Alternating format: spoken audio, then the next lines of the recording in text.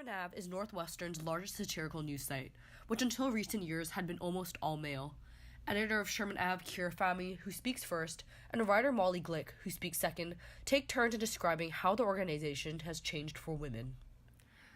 I think the biggest example that I can speak of to that is ShermanAve, actually, which is like, I feel like the way that you're experiencing it is so different from how when I first joined. Well, ShermanAve is a super accessible. Okay, well, I think it's easier to get in now, no, but because it was a boys' club.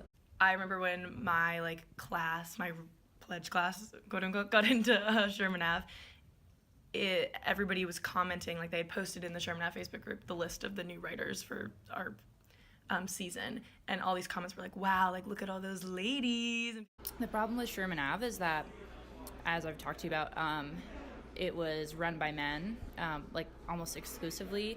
And people were like celebrating that there were a lot of women in the organization, because before it was like male editor-in-chief, male president, like the editorial board was, I think, all male, all white primarily. And there was definitely an intersection between men who had like issues with women and had histories of sexual assault, and just people did not trust them, but they also were in positions of power. And I don't think people talk about that enough. They talk about it with Greek life, but they don't talk about it with organizations that are also run by men. Recruiting new people for ShermanAve, I feel like we're starting to prioritize like getting different voices and identities on it, because when we joined it was super white male. But I think that very recently, I've only been here 3 years, but I think even in the past year, ShermanAve is now mostly women. I think the executive board is mostly women.